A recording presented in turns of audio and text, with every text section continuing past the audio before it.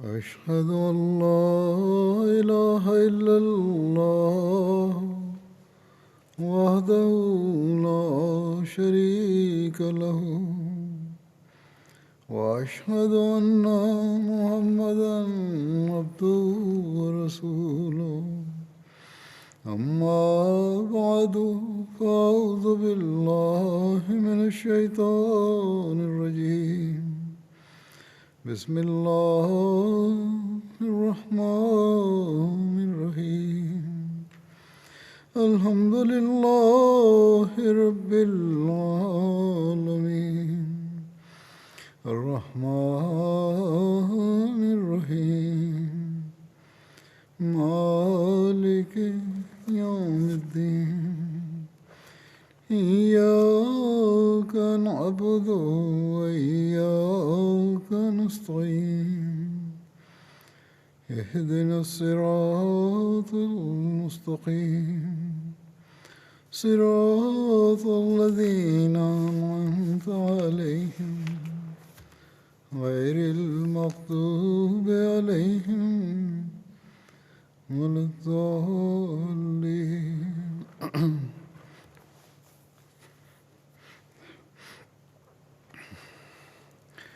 آج میں جماعت کے ایک درینہ خادم کرم چودھری حمید اللہ صاحب کا ذکر کرنا چاہتا ہوں، جن کی گزشتہ دنوں میں وفات ہوئی۔ اور وکیل اعلیٰ تھے تحریک جدید پاکستان کے، صدر مجلس تحریک جدید انجمن احمدیہ تھے، اور افسر جلسہ سالانہ بھی ایک لمبے عرصے سے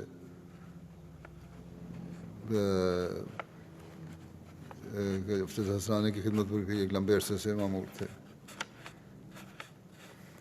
7 فروری کو طاہرہ انسٹیٹیوٹ میں ان کی وفات ہوئی 87 سال کی عمر میں۔ انا للہ و انا الیہ راجعون۔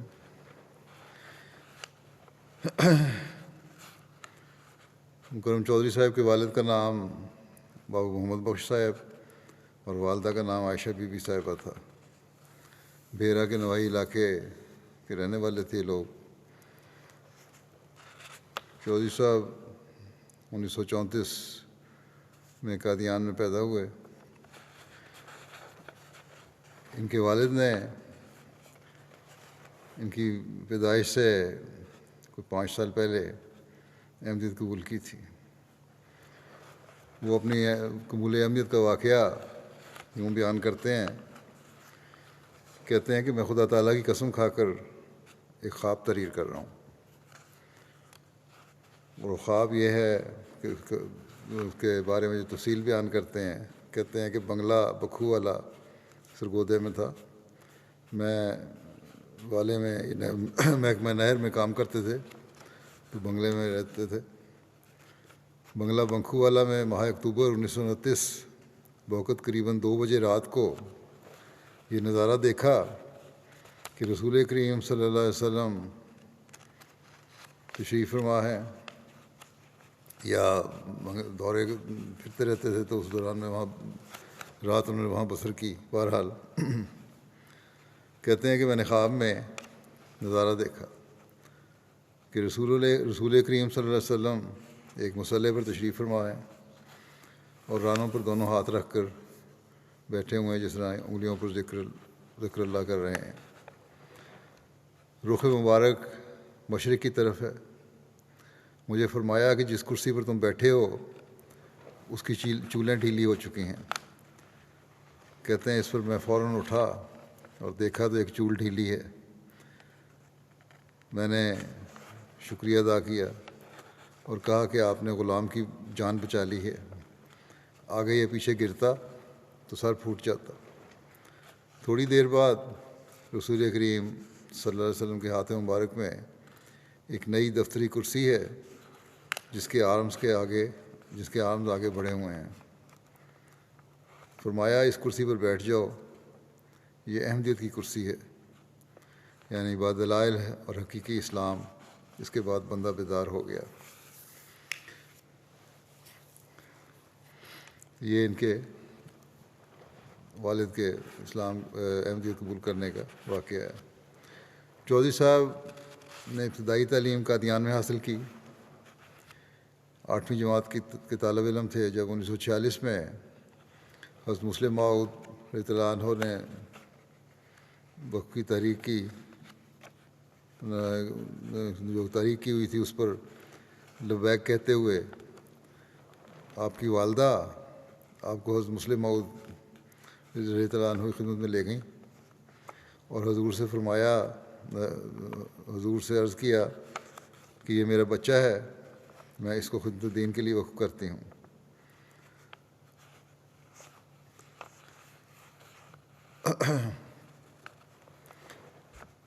اس کے بعد مسلم موعود نے کچھ ہدایات دیں کہ اس کو آئندہ اسکول میں پڑھاتے رہیں۔ 1949 میں انہوں نے میٹرک کا امتحان پاس کیا، پھر وکالت دیوان ربا کی ہدایت پر انٹرویو کے لیے ربا تشریف لائے۔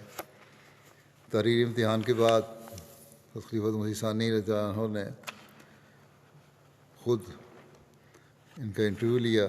اس وقت ناظران کی میٹنگ ہو رہی تھی انجمن احمدیہ کے، خلیفۃ مسیح ثانی میٹنگ میں بیٹھے تھے، آپ نے وہیں انہوں بلا لیا، جو بھی 3-4 لڑکے تھے اس وقت، چودھری امید اللہ صاحب تھے، مصلح الدین صاحب تھے، سمیع اللہ صاحب تھے۔ تو بہرحال خلیفۃ مسیح ثانی نے انٹرویو لیا اور خلیفۃ مسیح ثانی کی ہدایت پر ان کی تعلیم کا سلسلہ چلتا رہا اور اسکول اور یونیورسٹی کی تعلیم حاصل کی۔ بی ایس سی میں خلیفۃ ثانی کے ارشاد پر انہوں نے بی ایس سی کیا۔ بی ایس سی میں صوبہ بھر میں دوسری پوزیشن حاصل کی۔ پھر پنجاب یونیورسٹی لاہور سے فرسٹ ایئر میں ایم اے ریاضی کیا۔ 1955 میں تعلیم اسلام کالج میں استاد مقرر ہوئے اور پھر صدر شعبہ ریاضی مقرر ہوئے۔ ان کی شادی 1960 میں رضیہ خانم صاحبہ سے ہوئی، جو عبدالجبار خان صاحب سرگودا کی بیٹی تھیں۔ 1974 تک ٹی آئی کالج ربا میں خدمات انجام دیتے رہے۔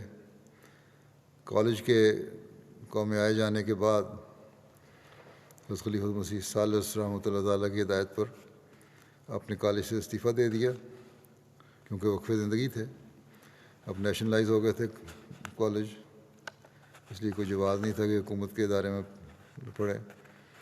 تو جو وقف زندگی تھے، بعضوں کو، ساروں کو نہیں، بعض کو تقریباً یہ ہدایت دی تھی کہ جاری رکھیں کام وہیں کالج میں، وہاں بھی ضرورت ہے، اور بعض کو یہی مشورہ دیا، یہی ہدایت کی کہ جماعت کی خدمت میں آ جائیں۔ بہرحال انہوں نے جب وہاں سے استعفیٰ دیا تو ان کو تقریباً ثالث نے ناظر ضیافت مقرر کیا۔ 1982 میں حضرت خلیفۃ مسیح رابع رحمہ اللہ تعالیٰ نے آپ کو وکیل اعلیٰ تحریک جدید مقرر فرمایا، جسے کچھ عرصے بعد تک اسی کے ساتھ ہی کچھ عرصے تک آپ ایڈیشنل صدر مجلس تحریک جدید بھی رہے۔ پھر 1989 میں جوبلی سال جو تھا 89، اس میں صدر مجلس تحریک جدید مقرر ہوئے آپ، اور وفات تک یہ خدمات بجا لاتے رہے۔ اس کے علاوہ آپ 1986 تا وفات ایڈیشنل ناظر اعلیٰ کے طور پر بھی ہنگامی حالات جو تھے سندھ وغیرہ کے، ان کے نگران رہے۔ خلیفۃ مسیح ثالث رحمۃ اللہ کے زمانے میں آپ کو امیر مقامی بننے کا بھی، ربا میں امیر مقامی بننے کا بھی اعزاز حاصل ہوا۔ مجلس خدام الاحمدیہ مقامی ربا اور مجلس خدام الاحمدیہ مرکزیہ میں مختلف حیثیتوں سے خدمات بجا لاتے رہے، اور اس کے بعد 1969 سے 1973 تک بطور صدر مجلس خدام الاحمدیہ مرکزیہ مقرر ہوئے۔ اس زمانے میں ساری دنیا میں ایک ہی مرکزی خدام الاحمدیہ تھی اور مرکز سے اس کا کنٹرول ہوتا تھا، ہر ملک میں علیحدہ علیحدہ صدر نہیں مقرر ہوتا تھا۔ 1969 میں جب خلیفہ ثالث نے ان کو صدر مجلس خدام الحمدیہ مرکزیہ مقرر فرمایا تو اس موقع پر حضور نے فرمایا جو باتیں کی ہیں یہ بڑی ضروری باتیں ہیں جو بہرحال بعض اقتباس یہ لمبا ہے جو میں خلیفہ ثالث کے میں تقریر سے لوں گا، لیکن یہ بڑا ضروری ہے کیونکہ حضرت مسیح علیہ السلام کی جسمانی اولاد کے لیے بھی اور روحانی اولاد کے لیے بھی، جماعت کا کام کرنے والوں کے لیے بھی یہ ہدایات اور یہ باتیں ایسی ہیں جو ان کو پلے باندھنی چاہیے اور اس پر عمل کرنے کی کوشش کرنی چاہیے اور فکر کرنی چاہیے کہ آیا ہم وہ حق ادا کر رہے ہیں کہ نہیں۔ خلیفہ ثالث نے فرمایا کہ صدر بننے والے نوجوان کے لیے بھی دعا کرنی چاہیے اور اس عہدے سے سبکدوش ہونے والے مخلص نوجوان کے لیے بھی دعا کرنی چاہیے۔ اللہ تعالیٰ ان کی کوششوں کو قبول کرے اور آنے والے کو یہ توفیق دے کہ وہ اللہ تعالیٰ کی مدد سے پہلوں سے زیادہ کام کر کے دکھائیں۔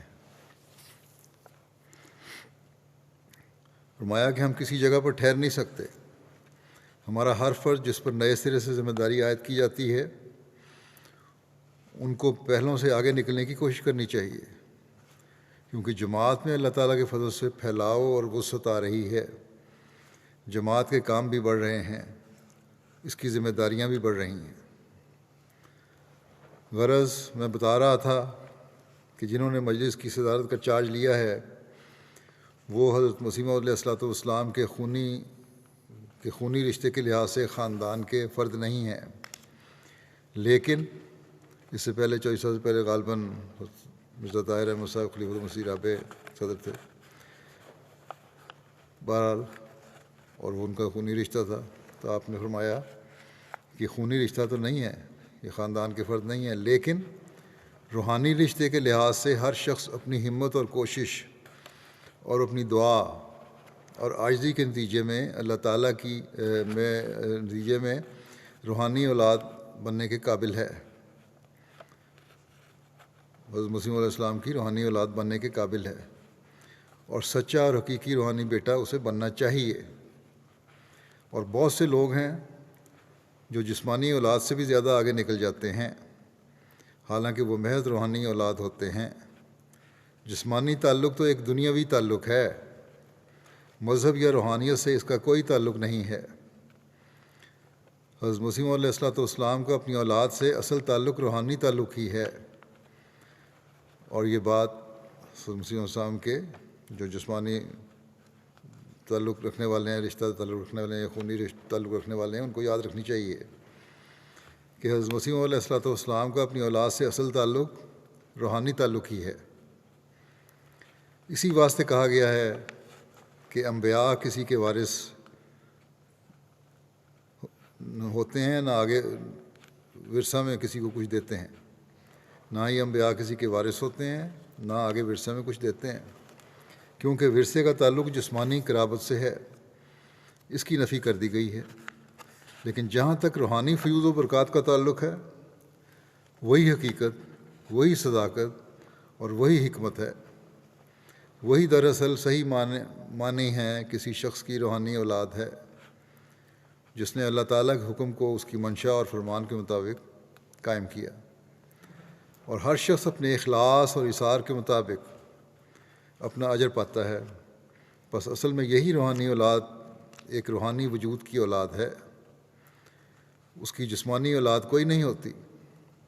اصل میں حضرت مسیح موعود علیہ السلام کی روحانی اولاد ہی حقیقی اولاد ہے۔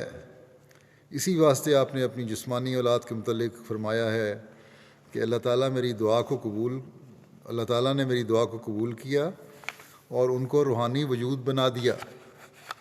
اگر محض جسمانی اولاد ہونے میں کوئی خوبی ہوتی تو آپ کو نہ ان دعاؤں کے کرنے کی ضرورت تھی، نہ ان کی قبولیت کی حاجت ہوتی۔ بس اصل چیز یہ ہے کہ روحانی رشتہ مضبوط ہو، خواہ جسمانی تعلق نہ بھی ہو۔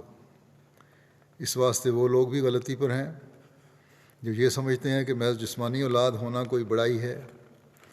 بعض لوگ اسلام میں ایسے بھی ہوئے جنہوں نے حضرت صلی اللہ علیہ وسلم کی اولاد سے محض اس لیے دشمنی کی کہ وہ آپ کی جسمانی اولاد تھے، لیکن یہ بھی غلط ہے کہ چونکہ جسمانی اولاد ہے اس لیے ان کو عزت حاصل ہو گئی، لیکن اس رشتے کے نتیجے میں کوئی انہیں بزرگی دیتا ہے تو وہ جاہل مطلق ہے۔ یہ باتیں دونوں اس میں آ گئیں کہ جو اس لیے دشمنی کرتے ہیں کہ جسمانی اولاد ہے وہ بھی غلط کرتے ہیں، اور اگر کوئی عزت دیتے ہیں اور بزرگی دیتے ہیں تو وہ بھی غلط کرتے ہیں۔ فرمایا کہ اس کے اندر کوئی روحانیت نہیں ہے، کوئی عقل نہیں ہے جو یہ سمجھتا ہے۔ اصل تعلق روحانیت کا ہے۔ جسمانی اولاد میں اگر یہ تعلق پختگی کے ساتھ قائم ہو جائے، ان میں اثار اور قربانی اور بے نفسی پیدا ہو جائے تو اللہ تعالیٰ ان کو بھی جزا دیتا ہے اور اپنے قرب اور رضا سے نوازتا ہے۔ جسمانی اولاد میں یہ تعلق اور پختگی اگر قائم ہو گئی ہے، جو روحانی فیض ہے وہ حاصل کر لیا ہے نبی کا، تو پھر اللہ تعالیٰ جزا بھی دیتا ہے اور اپنے قرب اور رضا سے نوازتا ہے۔ اور جس نے جسمانی اولاد نہ ہونے کے باوجود روحانی اثر کو قبول کر کے اپنے آپ کو دنیا کی نگاہ میں حقیقی اولاد جیسا بنا دیا، اس کے متعلق یہ کہنا کہ صرف اس وجہ سے کہ چونکہ جسمانی تعلق نہیں ہے اس لیے خدا تعالیٰ کی نگاہ میں عزت اور مرتبہ نہیں پا سکتا، یہ بھی غلط ہے۔ بس جسمانی تعلق نہ بھی ہو تو روحانی اولاد بن کے اگر اس کا حق ادا کر دیا تو وہ مرتبہ پا گیا، اور اس کے مطلب یہ کہنا کہ عزت اور مرتبہ نہیں پاتا وہ غلط کرتا ہے۔ پھر فرماتے ہیں کہ دونوں باتیں غلط ہیں۔ اصل صراط مستقیم ہے کہ جو شخص اللہ تعالیٰ کی نگاہ میں عزت اور احترام کو حاصل کر لیتا ہے وہی کامیاب ہوتا ہے۔ وہ اپنی اپنی استعداد کے مطابق خدا تعالیٰ کے دین کے کام کرنے کی توفیق پاتا ہے۔ اللہ تعالیٰ اس کی کوششوں کو قبول کرتا ہے، خواہ اس کا معمور زمانہ سے جسمانی تعلق ہو یا نہ ہو۔ بس وہ لوگ جو یہ کہتے ہیں کہ چونکہ ان کا جسمانی تعلق ہے اس لیے ان کو بڑا کہنا چاہیے، وہ بھی غیر معقول بات کرتے ہیں۔ اور وہ لوگ جو یہ سمجھتے ہیں کہ چونکہ جسمانی تعلق ہے اس لیے اچھے ہو گئے ہیں اور انہوں نے ورثے میں عزت و احترام کو پا لیا ہے، یہ بھی غلط ہے۔ اس طرح پر تو ورثے میں کسی کو عزت اور احترام نہیں ملا کرتا۔ بس جو شخص یہ سمجھتا ہے کہ چونکہ جسمانی رشتہ نہیں ہے اس لیے اکرام اور بزرگی نہیں مل سکتی، یہ غلط ہے۔ غرض جو شخص یہ سمجھتا ہے کہ جو جسمانی تعلق ہے اس لیے ضرور بزرگی مل جائے گی، یہ بھی غلط ہے۔ اصل میں روحانی تعلق نام ہے تقوی اختیار کرنے کا، اللہ تعالیٰ سے ذاتی محبت پیدا کرنے کا، اللہ تعالیٰ کے لیے ایثار اور قربانی کرنے کا، اپنے نفس پر ایک موت وارد کرنے کا، اپنے آپ کو کچھ بھی نہ سمجھنے کا، اپنی فنا کے بعد اللہ تعالیٰ سے ایک نئی اور پاک زندگی حاصل کرنے کا، یہ اصل تعلق ہے۔ اس کے بغیر تو کوئی تعلق ہی نہیں۔ فرمایا غرض اللہ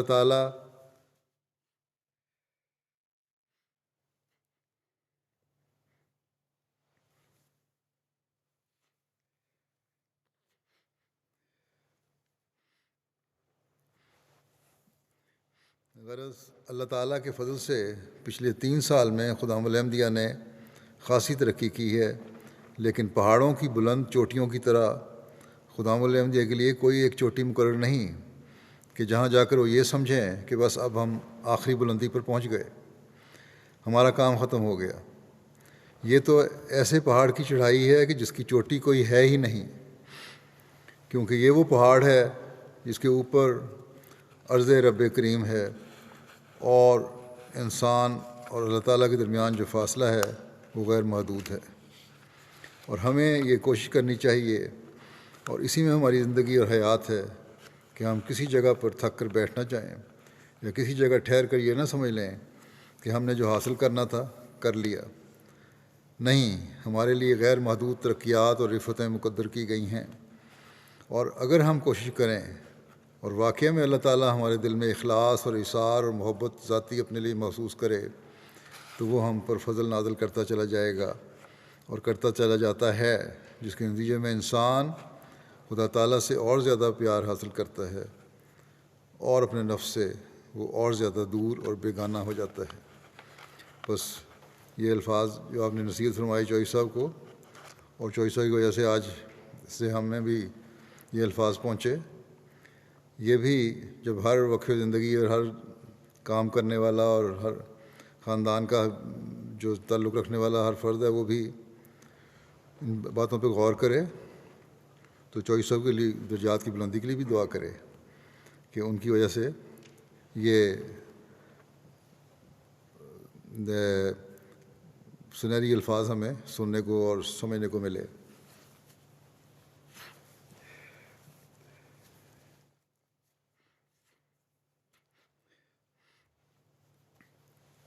خلیفہ ثالث رحمۃ اللہ نے آپ کے بارے میں 1970 کے اجتماع خدا احمدیہ مرکزیہ سے خطاب کرتے ہوئے فرمایا، میں نے ایک مخلص بچے کو، جس کا حضرت مسیح موعود علیہ السلام سے جسمانی تعلق تو نہ تھا لیکن روحانی تعلق بہت پختہ تھا، خدا احمدیہ کی صدارت سونپی۔ اللہ تعالیٰ نے اسے کام کرنے کی توفیق عطا فرمائی اور اس کی کوششوں میں برکت ڈالی اور ہماری دعاؤں کو قبول فرمایا۔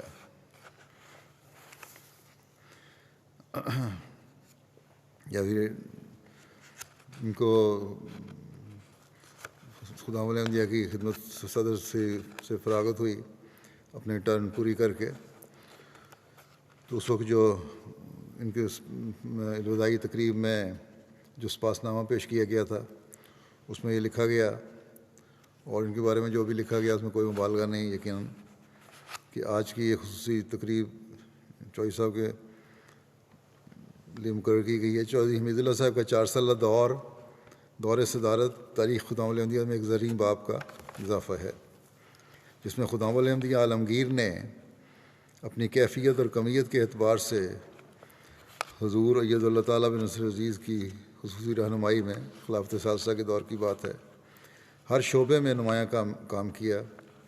چودھری حمید اللہ صاحب نے انتہائی خاکساری، بے نفسی اور مسلسل محنت کے ساتھ نوجوان نسل میں اطاعت اور وفاکیشی اور خلافت سے وابستگی جیسی دلکش صفات کو اجاگر کیا، جو ان کے مستقبل کے لیے نشان راہ ثابت ہوں گی انشاءاللہ العزیز۔ آپ کے دور صدارت میں سیدنا حضرت امیر المومنین خلیفۃ المسیح ثالث اید اللہ کی خواہش کے مطابق خدا احمدیہ کے ہر شعبے نے نمایاں ترقی کی۔ آپ کے دور صدارت میں حضرت مسلم موعود رضی اللہ عنہ کے زرعی ارشادات کو کتابی شکل میں مشعل راہ کے نام سے شائع کیا گیا۔ اطفال احمدیت کے لیے کتابچہ یاد رکھنے کی باتیں شائع ہوا۔ مجلس مرکزیہ کا عمومی اور خصوصی مالی نظام مستحکم ہوا۔ آپ ہمیشہ اس طریقۂ کار پر محبت اور فدائیت کے ساتھ سختی سے کاربند رہے کہ حضرت خلیفۃ المسیح کے ہر حکم کو اور ہر حکم اور اشارے کی دل و جان سے اطاعت کی جائے، اور حضور کے جملہ ارشادات کا لفظاً و معناً تعمیل میں ہر ممکن وسیلے کو بروئے کار لایا جائے۔ صدارت کی عظیم ذمہ داری سے قبل مختلف وقتوں میں آپ کو مرکزی مجلس عاملہ کے رکن کے طور پر خدمت بجا لانے کی توفیق ملی۔ اس الوداعی تقریب میں حضرت خلیفۃ المسیح ثالث رحمہ اللہ تعالیٰ بھی شریک ہوئے تھے۔ آپ نے بھی مختصر خطاب فرمایا، اس کا بھی بعض مختصر حصہ میں یہاں پیش کرتا ہوں۔ حضرت خلیفۃ المسیح ثالث نے فرمایا، جانے والے کے متعلق تو دعا ہے کہ اللہ تعالیٰ آسن جزا دے، اور آنے والے کے متعلق یہ دعا ہے کہ اللہ تعالیٰ بہترین اور مقبول خدمت کی توفیق عطا کرے۔ مجلس خدا احمدیہ مختلف ادوار میں سے گزر کر اس مقام تک پہنچی ہے جہاں دنیا اسے آج دیکھ رہی ہے۔ ابتدا اس کی ایک چھوٹے سے بیج کی مانند تھی، اور اس وقت ایک صحت مند بھرپور جوانی والے خوبصورت درخت کی شکل یہ بیج اختیار کر گیا ہے۔ ہر صدارت نے اپنی صدارت کے زمانے میں 2 کام کیے، کسی نے بہت ہی اچھے طریقے پر اور کسی نے درمیانے طریقے پر، اور کسی نے اپنا وقت گزارا۔ بعض پہلوؤں کے لحاظ سے بہرحال 2 کام کیے ہر صدارت نے، ایک جو روایات بن چکی تھیں ان کو قائم رکھنے کی صحیح کی کوشش کی، اور دوسرے جو ضروریات پیدا ہو چکی تھیں ان سے نمٹنے کے لیے کوشش کی۔ نئی نئی باتیں ڈیولپ ہوتی ہیں، نئی ضروریات پیدا ہوتی ہیں، ان سے نبٹنے کے لیے کوشش کی۔ ایک زندہ وجود کو یہی دو کام کرنے پڑتے ہیں۔ پھر فرمایا مجلس خدام الحمدیہ کی زندگی قیامت تک کے لیے ممتد ہے، کیونکہ اس تنظیم کا تعلق نبی اکرم صلی اللہ علیہ وسلم کے اس مہدی کی جماعت کے ساتھ ہے، جس کے متعلق یہ بشارت دی گئی ہے کہ قیامت تک کی ذمہ داریاں اس کی جماعت پر ڈالی جائیں گی۔ قیامت تک وہ ذمہ داریاں جن کا تعلق اصولاً بھی اور تفصیلاً بھی امت محمدیہ سے ہے اور اسلام سے ہوگا۔ چونکہ جماعت احمدیہ کی زندگی قیامت تک ممتد ہے، اس لیے جماعت احمدیہ کی تمام ذیلی تنظیموں کی زندگی بھی قیامت تک ممتد ہے، اور ہر دور جس میں سے بنیادی تنظیم، اصلی تنظیم یعنی جماعتی تنظیم یا اس کی ذیلی تنظیم ہے جس میں سے گزریں، ہر دور میں پہلی خوبصورتی اور حسن اور جمال کو محفوظ رکھنا اور اس میں زیادتی کرتے چلے جانا یہ فرض بن جاتا ہے ان لوگوں کا جن کے ہاتھ میں اس کی قیادت دی جاتی ہے۔ پھر فرمایا ہم کہیں ٹھہر نہیں سکتے، کیونکہ ٹھہرنا موت کے مترادف ہے۔ یہ ایک بنیادی اصول ہے زندگی کا۔ بس اس بات کو ہماری ہر سطح کی پر اور ہر تنظیم کو اور ہر نظام جماعت کے بھی ہر عہدیدار کو ہمیشہ یاد رکھنا چاہیے کہ ہم کہیں ٹھہر نہیں سکتے، کیونکہ ٹھہرنا موت کے مترادف ہے۔ یہ ایک بنیادی اصول ہے زندگی کا۔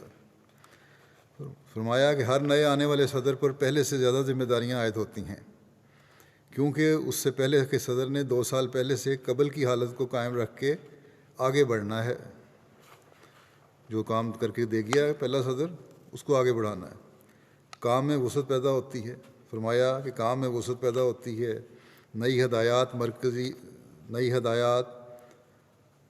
مرکز ہدایت یعنی خلافت سے جاری ہوتی ہیں، خلیفہ وقت سے نئی ہدایات ملتی ہیں، نئی ذمہ داریاں نئے حالات کے مطابق ڈالی جاتی ہیں، پرانی روایات کو قائم بھی رکھنا ہوتا ہے، اور نئی ضرورتوں کے حصول کے لیے اور نئے مسائل کے سمجھنے کے لیے نئی کوشش نئے عزم کے ساتھ بھی کی جاتی ہے۔ پھر فرمایا کہ اللہ تعالیٰ عزیز بھائی اور بچے حمید اللہ صاحب کو جو انہوں نے جماعت کے لیے کیا، جس رنگ میں ذمہ داریوں کو نبھا، اس پر انہیں آسن جزا دے، اور انہیں بھی توفیق دے کہ مزید جو ذمہ داریاں اور دوسرے شعبوں کی جس رنگ میں دین کے کندھوں پر پڑیں، مزید جو ذمہ داریاں دوسرے شعبوں کی جس رنگ میں بھی ان کے کندھوں پر پڑیں، آخر وقت تک انہیں وہ اسی طرح خوش اسلوبی سے نبھاتے چلے جائیں اور ادا کرتے چلے جائیں۔ 1974 کے ہنگامی حالات میں بھی چودھری صاحب نے خدمت ثالث کی ہدایت کے مطابق جو ہنگامی سیل قائم ہوا تھا، اس میں اہم خدمات سر انجام دیں۔ خزقی مسیح راوے رحمۃ اللہ تعالیٰ کے لندن ہجرت کے بعد حضور کے ارشاد پر یہاں آئے اور 1 سال سے زائد عرصہ یہاں رہے، اور یہاں بھی جو جماعتی مرکزی نظام تھا اس کو قائم کرنے اور اس کو سیٹ کرنے میں انہوں نے کافی کردار ادا کیا۔ 1982 سے 1999 تک بطور صدر مجلس انصار اللہ کی خدمت کی توفیق پائی۔ اس وقت شرط نہیں ہوتی تھی عرصے کی، یہ تقریباً 17 سال تقریباً صدر انصار اللہ رہے۔ پھر انصار اللہ میں جب صدر تھے تو انصار اللہ کے متعلق حضرت خلیفہ مسیح ثانی کے ارشادات پر مشتمل سبیل الرشاد کی پہلی جلد مرتب کر کے شائع کی گئی۔ گیسٹ ہاؤس میں توسیع اور تعمیر کا قابل قدر کام ہوا۔ جماعت احمدیہ کی 7 سالہ جولی منصوبہ بندی کمیٹی تھی، 1999 کے جو تھی، اس کے صدر کی حیثیت سے بھی خدمت سر انجام دی۔ اس سے قبل آپ کو سیکرٹری 7 سالہ احمدیہ جوبلی منصوبہ بندی کمیٹی کے طور پر خدمات بجانے کی توفیق ملی۔ 2005 میں مرکزی کمیٹی خلافت احمدیہ سلسلہ جوبلی 2008 کے صدر کے طور پر بھی خدمات بھی چلاتے رہے. 2005 میں مقرر ہوئے تھے صدر خلافت احمدیہ جوبلی کمیٹی. 7 سالہ خلافت احمدیہ مرکزی کمیٹی جو تھی خلافت احمدیہ سلسلہ جوبلی کی، اور اس کا کیونکہ کام مستقل تھا اب تک یہ اسی کے صدارت کرتے رہے. ابھی بھی بعض چیزیں اس کی شائع ہو رہی ہیں. اپریل 2003 میں حضرت خلیفۃ مسیح رابع رحمۃ اللہ کی وفات کے موقع پر انتخاب خلافت کے اجلاس کی صدارت کا اعزاز بھی نصیب ہوا. بطور وکیل اعلیٰ اپنے افریقہ اور یورپ سمیت متعدد ممالک کے دورے بھی کیے. 1973 میں محترم سید میر داؤد احمد صاحب کی وفات پر حضرت خلیفۃ مسیح ثالث رحمہ اللہ تعالیٰ نے آپ کو سلسلہ مقرر کر دیا. 1973 تا وفات آپ بطور افسر سالانہ خدمات سر انجام دیتے رہے. گو پاکستان میں 1983 کے بعد جلسے تو نہیں ہوئے، لیکن باقاعدہ نظام وہاں قائم تھا، اور اس کو یہ نہیں کہ چھوڑ دیا انہوں نے، باقاعدہ حالات کے مطابق اپڈیٹ کرتے رہے کہ جب بھی اللہ تعالیٰ توفیق دے، جب بھی حالات بہتر ہوں، جلسہ ہو، تو زیادہ سے زیادہ تعداد کو ہم کس طرح سنبھال سکتے ہیں. اور یہ بڑی انتظامی صلاحیت تھی ان میں، اس کے مطابق انہوں نے کام کیا. اس سے پہلے آپ جو افسر سالانہ بننے سے پہلے آپ مختلف حیثیتوں سے جلسہ سالانہ کے نظام میں بھی کام کرتے رہے. جلسہ سالانہ قادیان جو تھا 1991 میں ہوا. حضرت خلیفۃ مسیح رابع وہاں گئے تھے. ان کو جو افسر سالانہ مقرر فرمایا حضور نے، اور پھر ان کی تعریف کرتے ہوئے خطبے میں فرمایا کہ پاکستان سے چودھری حمید اللہ صاحب اور میاں غلام احمد صاحب نے بڑے لمبے عرصے تک بہت محنت کی ہے، اور قادیان جا کر وہاں کے مسائل کو سمجھا، اور میری ہدایات کے مطابق ہر قسم کی تیاری میں بہت ہی عمدہ خدمات سر انجام دی ہیں. ورنہ قادیان کی احمدی آبادی اتنی چھوٹی ہے کہ ان کے بس میں نہیں تھا کہ اتنے بڑے انتظام کو سنبھال سکتے. 1977 میں ان کو افسر سالانہ ربع کے علاوہ ناظر ضیافت بھی مقرر کیا گیا. 1977 تا 1987 تک بطور ناظر ضیافت خدمات سر انجام دیتے رہے.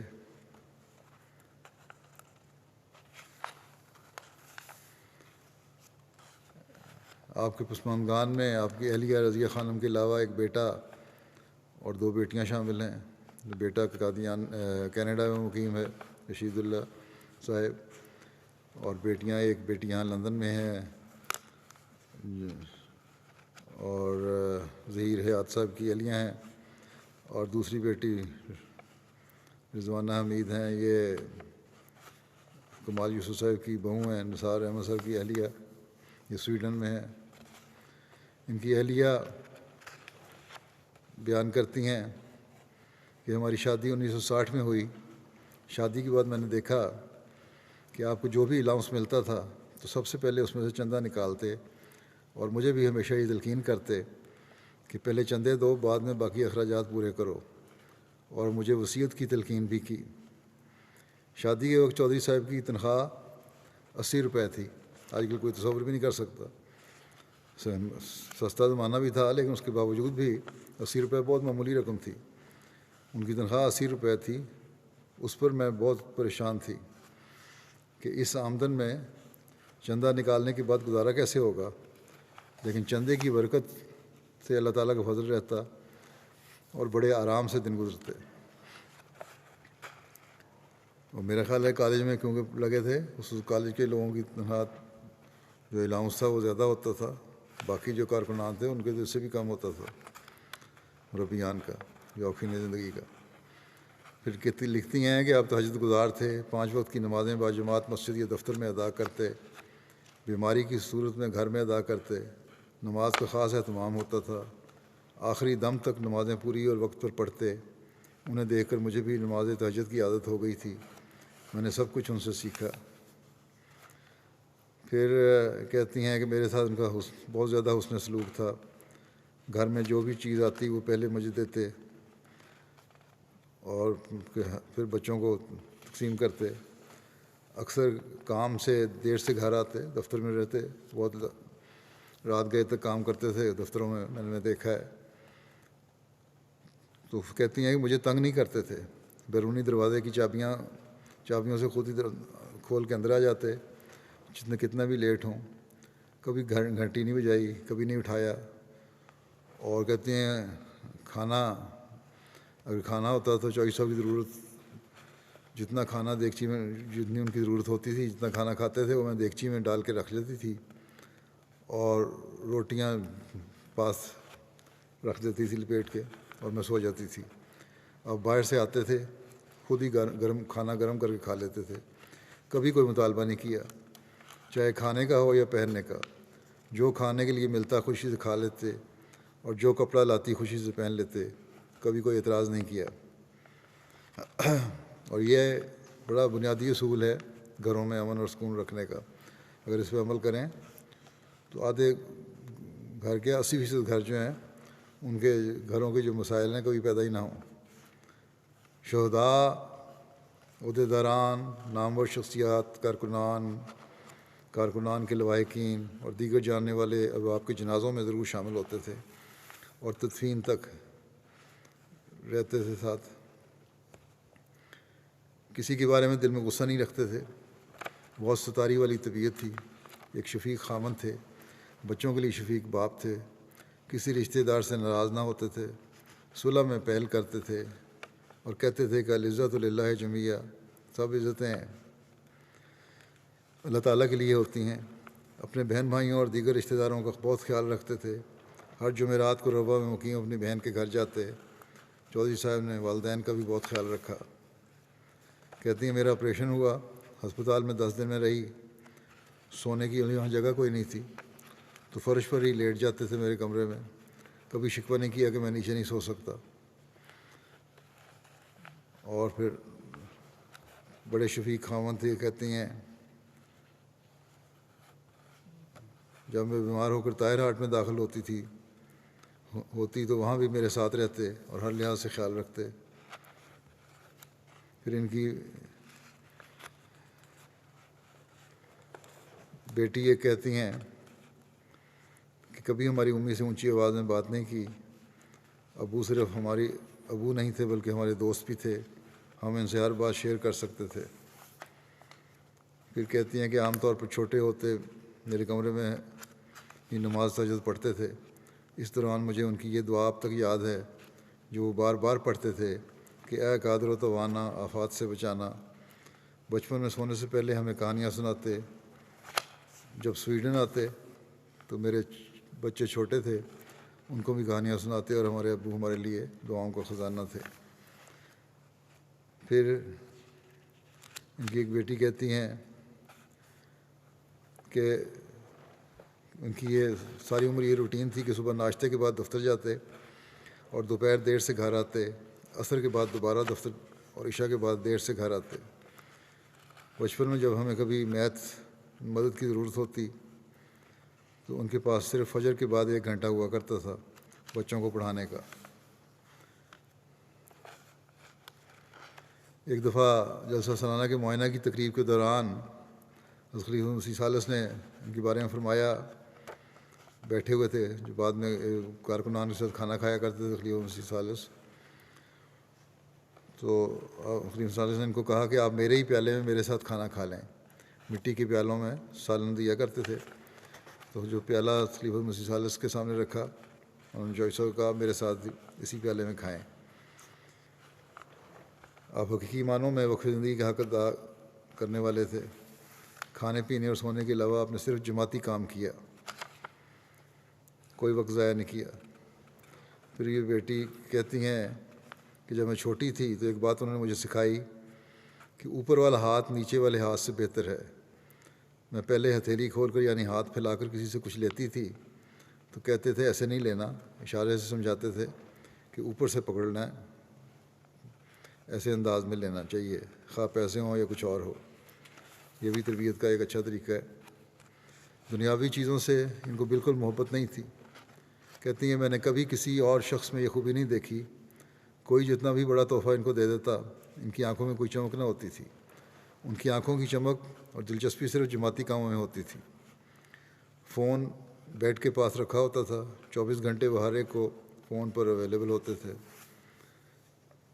پھر ان کی دوسری بیٹی، بڑی بیٹی ہیں، وہ لکھتی ہیں کہ اپنے بچوں پر ان کی گہری نظر ہوتی تھی، ان کے جذبات اور احساسات کا بہت خیال رکھتے تھے، کبھی ہم پر اپنی ذات سے متعلق کوئی بوجھ نہیں ڈالا، یعنی یہ نہیں کہا کہ یہ کر دو وہ کر دو، اپنے کام خود ہی کر لیا کرتے تھے، ہر وقت ہماری مدد کرنے کی کوشش کرتے، میرے بچوں کو بھی پاس بٹھا کر سلسلے کی باتیں سناتے، وقف کی برکات اور خلفاء کے ساتھ اپنے ایمان افروز واقعات سناتے، ان کی ہر بات بامقصد ہوتی اور اس کا ہم پر ایک مثبت اثر ہوتا۔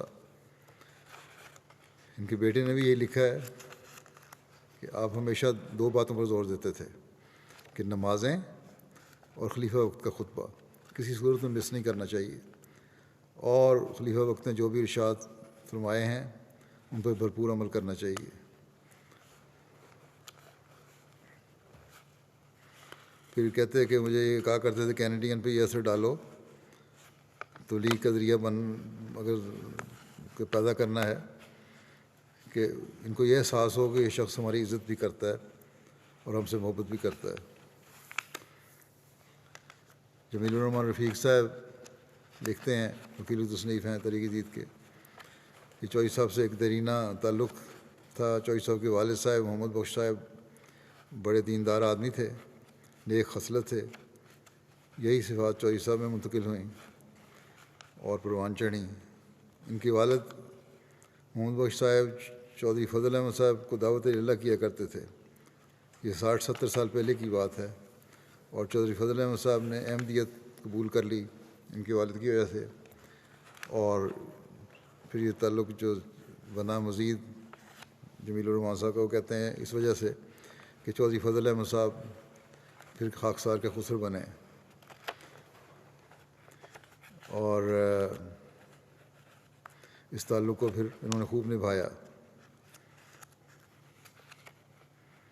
اس کے علاوہ کہتے ہیں خاکسار کے استاد بھی تھے، جو خاکسار BSc میں تھا، تو میتھمیٹکس میں ایم اے کر کے آئے تھے، اس کو کچھ عرصہ پڑھایا انہوں نے ہمیں، بڑی دل جمی سے پڑھایا کرتے تھے جس سے ہم لوگ بڑے متاثر ہوتے تھے، اصول کے بڑے پکے تھے لیکن شفقت کرنے والے تھے، اور قابل امداد کارکنان کی درپردہ امداد کیا کرتے تھے، خدا کے فضل سے محنتی بہت تھے، طبیعت علمی تھی، خاص طور پر تاریخ اور جغرافیہ سے خوب واقف تھے اور اس کی تلقین بھی کیا کرتے تھے، خدا کے فضل سے جماعتی اموال نہایت احتیاط سے خرچ کیا کرتے تھے، اور فرمایا کرتے تھے کہ چند الفاظ کی چٹھی کے لیے پورا سائز کے بجائے نصف کاغذ استعمال کیا کریں،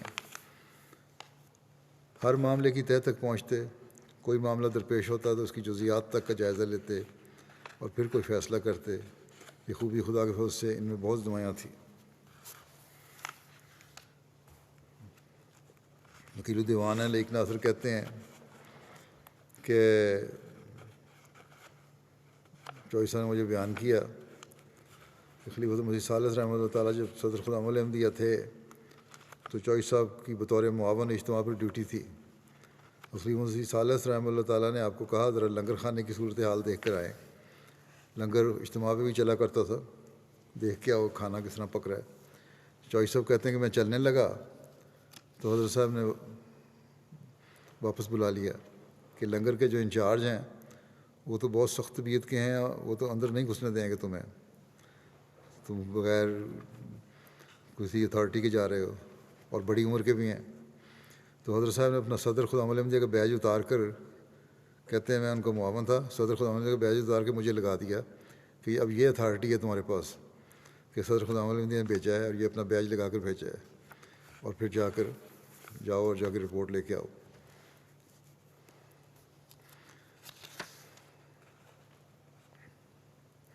جب میں نے تمام ناظران وکلاء کو ایک دفعہ یہ کہا تھا، بعد میں بھی کوئی 2-3 دفعہ کہا کہ باہر جماعتوں میں جائیں اور لوگوں کو ملیں اور سلام پہنچائیں میرا، تو چوئی صاحب بھی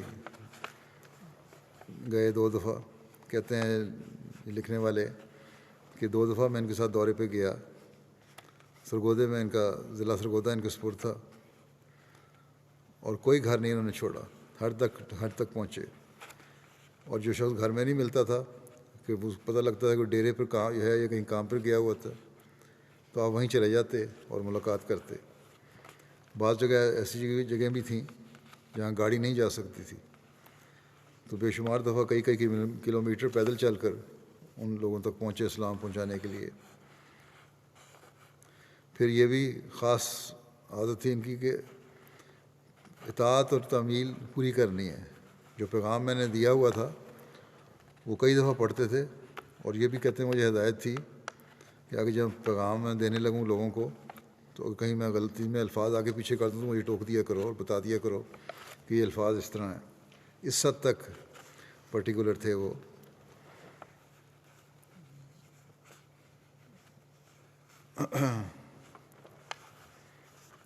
پھر یہ کہا کرتے تھے کہ دفتری معاملات میں بھی ایک مستقل ہدایت تھی ان کی کہ جو بھی معاملہ ہو، چھوٹا ہو یا بڑا ہو، غلطی بھی ہو گئی ہو تو خلیفہ عبد المسیح کو باخبر رکھنا ہے اور لازمی طور پر بات ان کے علم میں لائیں۔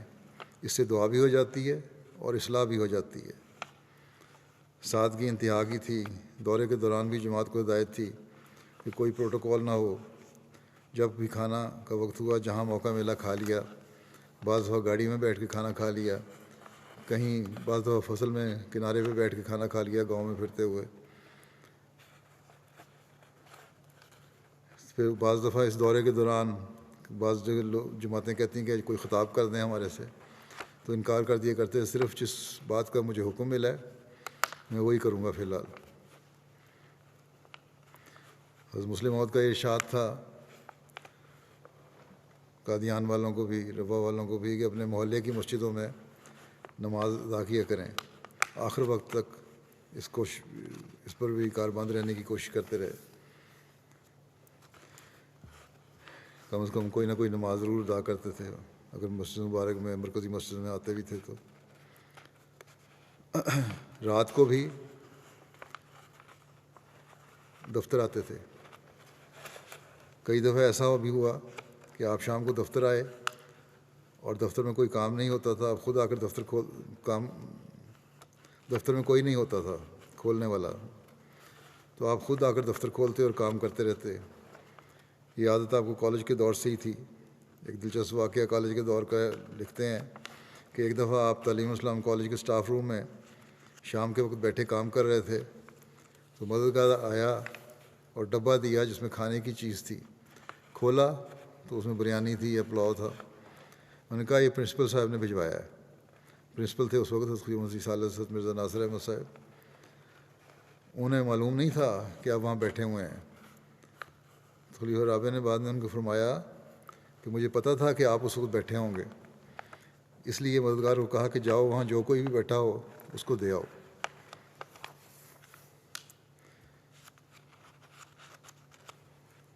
جب بھی آپ کے گھر کو جاتا خود مہمان نوازی کرتے، بغیر تکلف کے جو کچھ ہوتا پیش کر دیتے اپنے کارکنوں کو، اپنے ماتحتوں کو۔ لئی قابل صاحب نے لکھا کہ چھوٹے چھوٹے معاملات میں بہت زیادہ احتیاط سے کام کیا کرتے تھے۔ کوئی بھی ڈرافٹ، بیل یا خط مکمل پڑے بغیر سائن نہیں کیا کرتے تھے، اور یہ بڑا ضروری چیز ہے افسروں کے لیے کہ بغیر دیکھے سائن نہ کیا کریں۔ وقت کی پابندی کرتے اور ہر کام وقت پر کرنے کی عادت اس قدر پختہ تھی کہ گویا وقت پر سوار ہوں اور جس طرح چاہیں اس کو موڑ لیں۔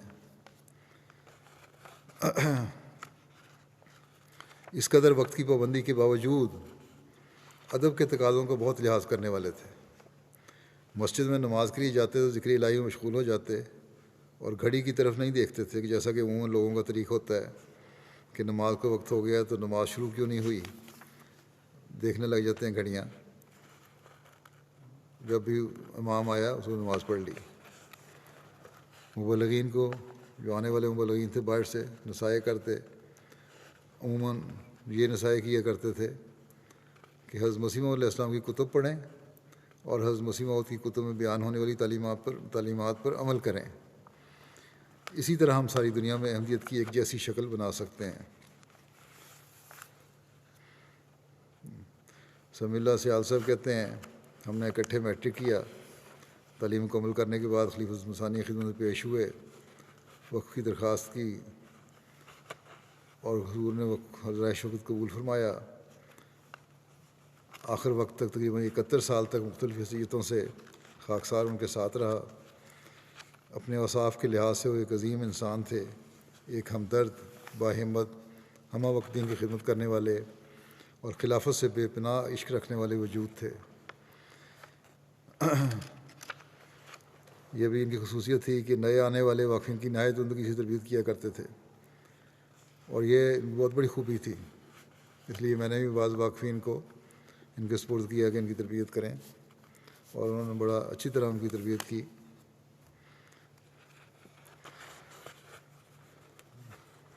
حلیم قریشی صاحب کہتے ہیں کہ انتظامی معاملات اور مالی معاملات پر بڑی سخت گرفت تھی، کبھی بد انتظامی برداشت نہ کرتے، مالی معاملات پر گہری نظر رکھتے اور قیمتوں کے بارے میں اپڈیٹ لیتے رہتے۔ اگر کوئی بل آتا اور اس میں 10 روپے میں بھی زائد ہوتے تو پوچھ گچھ کرتے کہ فلاں دکان پر اس کی چیز کی قیمت 100 روپے ہے اور آپ نے 110 روپے خرچ کیے ہیں۔ امیر کیسرانی صاحب، امیر محمد کیسرانی انجینئر ہیں، روٹی پلانٹ جلسہ سلانہ میں کہتے ہیں چوئی صاحب مشورے کو بے حد اہمیت دیتے تھے۔ کوئی بھی فیصلہ کرنے سے قبل متعلقہ عہدیدار یا اس کام کے ایکسپرٹ سے مشورہ ضرور کرتے تھے۔ ہر نیا قدم اٹھانے سے پہلے اس کی تفصیلی جائزہ لیتے تھے اور وسیع پیمانے پر مشورہ کرنے کے بعد ہی کسی نتیجے پر پہنچتے تھے۔ جمعۃ المبارک کو جب عموماً دفاتر بند ہوتے ہیں تو اس وقت ٹرائل کیا کرتے تھے روٹی پلانٹ کے۔ اسی طرح آخری ہفتہ میں کی تعطیل پر بھی اکثر دفتر جایا کرتے تھے۔ اس بارے میں اپنے ساتھ کام کرنے والوں کو سمجھاتے تھے کہ حضرت خلیفہ مسیح ثالث سے ہم نے یہ سیکھا ہے کہ جب کبھی بھی ذاتی زندگی میں کسی قسم کی پریشانی یا مشکل ہو تو جماعتی کاموں میں زیادہ وقت دیا کرو، اللہ تعالیٰ خود ہی وہ پریشانی دور کر دے گا۔ راہ چلتے لوگوں سے بہت عزت اور پیار سے ملتے، ہر شخص سے اس کی دلچسپی کے موضوع پر بات کرتے۔ وفات سے قبل ایک میٹنگ میں تعمیراتی کام میں کچھ تاخیر ہونے پر تو انجینئر صاحب یہ کہتے ہیں کہ خاکسار اور دیگر انجینئر سے کچھ برہمی کا اظہار کیا، تاہم اسی روز چھٹی کے بعد خاکسار کو فون کیا اور ہمیشہ کی طرح مسکراتے ہوئے بولے کہ آج میں نے شاید کچھ سخت الفاظ استعمال کر لیے تھے، اس کی معذرت کرنے کے لیے فون کیا ہے اور خاکسار کا حال بھی دریافت کیا۔ حافظ مظفر احمد صاحب لکھتے ہیں کہ خاکسار کی درخواست پر مسیح رابع نے ریسرچ سیل کی تعمیر کی اصولی منظوری عطا فرمائی، چوئی صاحب سے ملنے کی ہدایت عطا فرمائی، اور اس وقت موصوف نے تعمیر ارشاد میں 2 مجوزہ مقامات میں سے جامعہ میں یہ دفتر تعمیر کروا کے دیا۔ دوران مشاورت فرمایا کہ آپ لوگوں نے آگے بھی جماعتی کام کرنے ہیں، ایک تو ہمیشہ سلسلے کی آئندہ ضروریات مد نظر رکھنی چاہیے، دوسرے قناعت اور کفایت کا اصول بھی پیش نظر رکھنا چاہیے، اور شوقیہ بڑی آفس ٹیبل یا آرام دہ کرسی کے بجائے حسب ضرورت مناسب فرنیچر تیار کروانے پر توجہ دلائی۔ ماجد طاہر صاحب وکیل تبشیر لندن لکھتے ہیں کہ ہر وقت آپ کے وقت کا ہر لمحہ خدمت دین میں گزرا، مختلف دفتری معاملات کی کارروائی میں جو بھی خلیفہ وقت کی طرف سے ارشادات ہوتے چوئی صاحب کو پہنچائے جاتے، فوری طور پر بلا تاخیر ان پر کارروائی فرماتے۔ کئی دفعہ رات کے وقت ارشاد ملتا اور آپ کے ارشاد کی تعمیل کے لیے آپ چوئی صاحب ارشاد کی تعمیل کے لیے دفتر آ جاتے اور پھر تعمیل کر کے گھر جاتے۔ یقیناً آپ کا اٹھنا بیٹھنا، کھڑے ہونا، چلنا، بولنا اور خاموش رہنا خلیفہ وقت کے ماتحت تھا۔ جو لوگ قواعد کو خلیفہ وقت کے کہنے سے بھی زیادہ اوپر سمجھتے ہیں، لکھتے ہیں جو قواعد لکھے گئے جماعت کے انہی پہ عمل ہونا چاہیے، ان کو ہمیشہ یہ کہا کرتے تھے کہ جو خلیفہ وقت ہدایات دیتے ہیں اور جو ارشادات فرماتے ہیں ان پر عمل کریں، یہی آپ کے لیے قواعد ہیں۔ اور ویسے بھی قواعد میں ایک اوور رولنگ کلاز یہ موجود ہے۔ بشر یاز صاحب لکھتے ہیں پرنسپل جامعہ رفا کہ جماعتی روایات اور تاریخ کا ایک انسائکلوپیڈیا تھے، اور بالکل صحیح ہے۔ جتنا بھی موقع ملا ایک چیز جو محسوس ہوئی وہ ان کی وہ گرفت اور احاطہ تھا جو انہوں نے متعلقہ کاموں میں ہوتا تھا۔ کہتے ہیں میں اپنے بعض ساتھیوں کو کہا کرتا ہوں کہ چوئی صاحب کے حوالے سے میٹنگ کریں، چودھری صاحب جامعہ کے حوالے سے میٹنگ کریں تو وہ ہمیں یہ بھی بتا دیں گے کہ تمہارے جامعہ میں اتنی سیڑھیاں ہیں، اتنے پودے ہیں اور فلاں فلاں جگہ پر یہ کمی ہے یا یہ پودا لگا ہوا ہے، بڑی گہرائی سے ہر چیز کو دیکھا کرتے تھے۔ وہ جس معاملے پر میٹنگ لے رہے ہوتے اس کی تمام تر تفصیلات کو اس کی جزیات سمیت جانتے ہوتے تھے اور اپنے ساتھیوں سے بھی ایسی توقعات رکھتے تھے۔ پھر لکھتے ہیں کہ ربا کی ساری تاریخ تو گویا ان کی آنکھوں اور قلب و ذہن پہ نقش تھی۔ چند ماہ قبل مجھے چوئی صاحب سے ملاقات کا موقع ملا۔ میں نے عرض کیا کہ ربا کے بعض تاریخی مقامات کے بارے میں بعض پرانے بزرگوں کی بتائی ہوئی باتوں میں کبھی اختلاف سامنے آتا ہے، آپ اس کی نشاندہی کروا دیں، جس پر انہوں نے کئی باتیں خاکسار کو بتائیں اور تفصیل سے بتایا کہ فلاں فلاں شخص بتا سکتا ہے، لیکن اب فلاں کی یادداشت میں کچھ کمزوری ہے، ایسا کرو کہ فہرست بنا کر مجھے بھیج دو، پھر تمہارے ساتھ جا کر جتنا مجھے یاد ہوگا بتا دوں گا۔ کہتے ہیں ان کی عاجزی اور انکساری کا یہ عالم تھا کہ خود چائے بنا کر ہمیشہ مجھے دیا کرتے تھے۔ عاجزی اور انکساری کا ایک اور واقعہ کہتے ہیں کہ قادیان چند سال پہلے جلسے میں گئے، وہاں لنگر خانے کے نائب نگران تھے محفوظ الرحمان صاحب۔ ہم کھڑے باتیں کر رہے تھے، چوئی صاحب کا وہاں سے گزر ہوا، السلام علیکم ہوئی۔ اس کے بعد محفوظ صاحب کہتے ہیں بڑی خاص ایک قلبی کیفیت میں کہتے ہیں مجھے بتانے لگے کہ چودھری صاحب عجیب سادہ مزاج آدمی ہیں۔ کہتے ہیں ابھی تھوڑی دیر پہلے میرے پاس آئے کہ محفوظ صاحب کچھ کھانا ہے، جلدی سے کھانا لگا دیں، میں ایک میٹنگ میں سے آیا ہوں اور کوئی 15-20 منٹ تک دوبارہ ایک میٹنگ میں جانا ہے۔ کہتے ہیں کھانا وقت ختم ہو چکا تھا، میں نے کہا اچھا فریج میں پڑا ہوا کھانا ہے وہ گرم کر کے لاتا ہوں، تو میں آپ جا کے تیار ہو کے آ جائیں، اتنی دیر میں فریش ہو کے آ جائیں۔ تو خیر کہتے ہیں میں کھانا گرم کرنے لگا، کھانا گرم کر کے جب میں لے کے آیا تو دیکھا وقت کافی ہو گیا تھا، دیکھا کہ چودھری صاحب کیونکہ وقت کے پابند تھے، وقت پہ میٹنگ پہ جانا تھا اور لگ رہا تھا کہ کھانا آپ کھائیں گے تو لیٹ ہو جائیں گے، تو اس سے میں نے دیکھا اس سے پہلے ہی ان کو دیکھا کہ ڈائننگ ٹیبل پر جو بچے کچھ ٹکڑے تھے روٹی کے وہ اکٹھی کر کے اور بچی ہوئی دال جو بھی سالن تھا اس کے ساتھ کھانا تقریباً ختم کر چکے تھے اور پورے وقت پر میٹنگ کے لیے چلے گئے، اور چہرے پر کسی قسم کی ناگواری کے کوئی اثار نہیں تھے کہ تم بڑا لیٹ کھانا لائے ہو، کیوں لائے ہو، کیا وجہ۔ وہی روٹی کے ٹکڑے کھا لیے اور دال جو تھی بچی ہوئی کھا لی جو بھی ڈش میں یا پلیٹوں میں تھی اور چلے گئے۔ چوئی صاحب کا حضرت اقدس مسیح موعود علیہ السلام کی کتب کا مطالعہ بھی بڑا وسیع تھا، یوں لگتا تھا کہ مستقل طور پر ان کتب کو اپنے زیر مطالعہ رکھتے ہیں، اور صرف مطالعہ کی حد تک نہیں بلکہ اگر یہ کہا جائے کہ حسابی طور پر ایک خاص نظر تھی، اس نظر سے بھی دیکھتے تھے کتابوں کو تو غلط نہیں ہوگا۔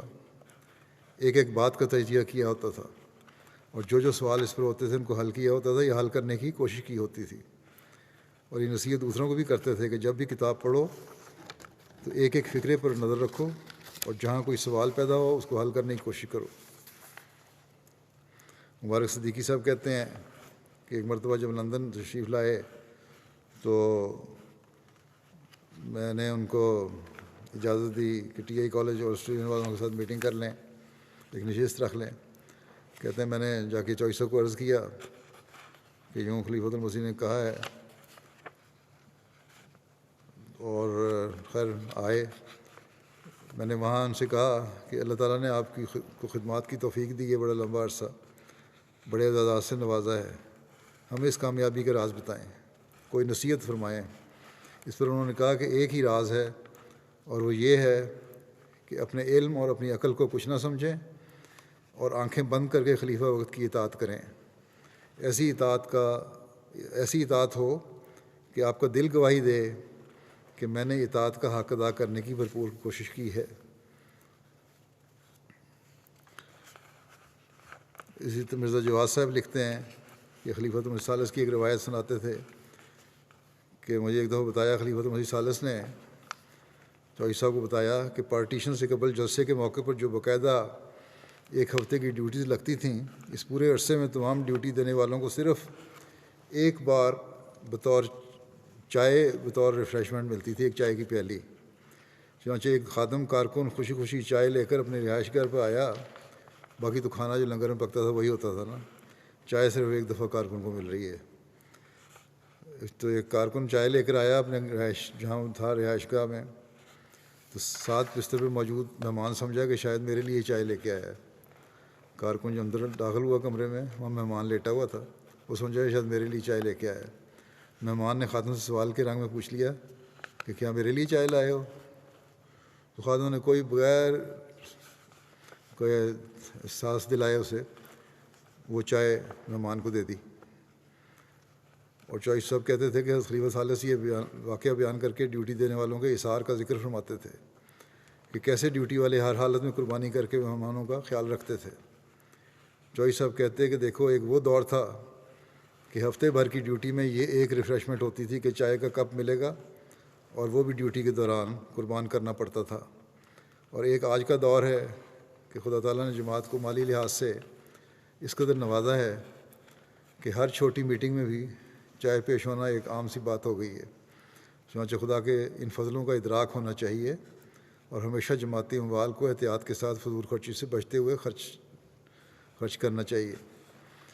بہرحال باتیں تو بے شمار اور بھی ہیں، چند ایک لی تھی میں نے، وہ تو لمبا ہو جائے گا، یہیں میں ختم کرتا ہوں۔ اور جو بھی باتیں بیان ہوئی ہیں ان کے بارے میں، جو خصوصیات بیان ہوئی ہیں، ان میں کوئی بھی مبالغہ نہیں ہے۔ بے شمار باتیں جو لوگوں نے لکھی ہیں، بعض میں اتنی زیادہ تھیں کہ میں بیچ میں سے لے بھی نہیں سکا اور پڑھ بھی نہیں سکا، بلکہ بعضوں کو غیر معمولی صلاحیتیں رکھنے والے شخصیت تھے، درویش صفت تھے اور انتہائی محنت کرنے والے تھے۔ ان کے ساتھ میں نے کام بھی کیا ہے اور بڑے نرم انداز میں سکھایا بھی کرتے تھے یہ کام۔ پھر جب ناظر اعلیٰ بنا ہوں تو اس وقت بھی ہمیں یہ مقامی، تو اس وقت بالکل ان کا اور رویہ ہو گیا، نہایت اطاعت کے ساتھ انہوں نے وہ وقت بھی گزارا، اور خلافت کے ساتھ تو پھر انتہائی وفاداری کے ساتھ ایک احمدی کی حیثیت سے، ایک کارکن کی حیثیت سے، بیعت کا حق ادا کرنے والے کی حیثیت سے اپنے اہتمام حق ادا کیے۔ خلیفہ وقت کی ہر آواز کو اور ہر حکم کو بڑی سنجیدگی سے لیا اور حرفاً لفظاً نہیں بلکہ حرفاً اس پر عمل کیا۔ کبھی کوئی تعویلیں نہیں دیں کہ اس کی یہ تعویل ہوتی ہے، یہ تعویل ہوتی ہے۔ جامعہ جونیئر سیکشن جو تھا، علیحدہ ایک عمارت تھی۔ ایک زمانے میں نے ان کو کہا کہ اس کو میرا خیال ہے کہ زائد خرچہ ہے، اس کو ضرورت بھی نہیں ہے، اب مدغم کر دیا جائے بڑے جامعہ میں، سینئر سیکشن میں۔ تو اس کو وقت ان کی کچھ ریزرویشن تھیں، کچھ اور بزرگوں کی بھی تھیں۔ میں نے رائے مانگی تھی تو انہوں نے اپنی رائے دی کہ نہیں ہونا چاہیے، لیکن جب بعد میں نے فیصلہ کر دیا تو بغیر کسی چون چرا کے فوری طور پر اسی وقت عمل درآمد کروا کے، میرا خیال تھا چند دن لگیں گے، 24 گھنٹے کے اندر اس پر عمل درآمد کروا کے مجھے رپورٹ بھی دے دی کہ یہ سب کچھ ہو گیا۔ اللہ تعالیٰ ان کے درجات بلند فرمائے اور خلافت کو ان جیسے سلطان نصیر ملتے رہیں۔ حالات کے متعلق بھی دعا کرتے رہیں۔ پاکستان کے حالات جو ہیں وہ اللہ تعالیٰ جلد بدلے اور وہاں احمدیوں کو آزادی سے اپنی زندگیاں گزارنے کی توفیق عطا ہو۔ دوسرے بات، جو اہم بات ہے، یہ بھی میں کہنا چاہتا ہوں کہ کرونا کی جو وبا پھیلی ہوئی ہے دنیا میں، اس میں احمدی بھی جو حق ہے اس کا ادا کرنے کا، احتیاط کا، وہ نہیں ادا کر رہے، نہ یو کے میں، نہ امریکہ میں، نہ پاکستان میں، نہ کسی اور ملک میں۔ پوری طرح احتیاط کرنی چاہیے، ماسک وغیرہ پہننا چاہیے۔ ماسک پہنا ہوتا ہے تو ناک ننگا ہوتا ہے، حالانکہ ناک ڈھکا ہونا چاہیے، یا گردن کے اوپر ماسک رکھا ہوتا ہے تو اس میں ماسک پہننے کا فائدہ کیا۔ پھر آپس میں قریب ہو کے ملنا، سوشل ڈسٹینسنگ نہیں رکھتے، اور جو قواعد گورنمنٹ نے مقرر کیے ہوئے ہیں، حکومت نے بتائی ہوئی ہیں باتیں، ان پر عمل نہیں کرتے۔ تو ان ساری باتوں پہ ہمیں عمل کرنا چاہیے، نہیں تو وبا اسی طرح سے پھر ایک دوسرے سے پھیلتی چلی جائے گی۔ اور یہ بھی کوشش کرنی چاہیے آج کل کہ کم سے کم سفر کریں، بلا وجہ غیر ضروری سفر کو اوائڈ کریں۔ یورپ سے جانے والے پاکستان جو ہیں وہ بھی احتیاط کریں، آج کل نہ ہی جائیں تو زیادہ بہتر ہے۔ بہرحال اللہ تعالیٰ اس وبا کو جلد دور کرے، اور جو احمدی اور بیمار ہیں ان کو بھی، اور جو نہیں ہیں، جو احمدی نہیں ہیں دوسرے لوگ بھی جو بیمار ہیں ان کو بھی شفا عطا فرمائے۔ جو نمازوں کے بعد میں انشاءاللہ چوہی صاحب کا جنازہ غائب بھی پڑھاؤں گا۔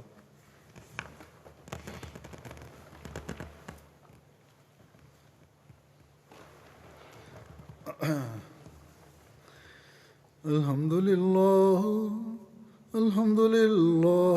نحمده ونستعينه ونستغفره ونؤمن به ونتوكل عليه ونعوذ بالله من شرور أنفسنا ومن سيئات أعمالنا من يهده الله فلا مضل له ومن يضلل فلا هادي له ونشهد أن لا إله إلا الله ونشهد أن محمدا عبده ورسوله عباد الله رحمكم الله إن الله يأمر بالعدل والإحسان وإيتاء ذي القربى وينهى عن الفحشاء والمنكر والبغي يعظكم لعلكم تذكرون اذكروا الله يذكركم وادعوه يستجب لكم ولذكر الله أكبر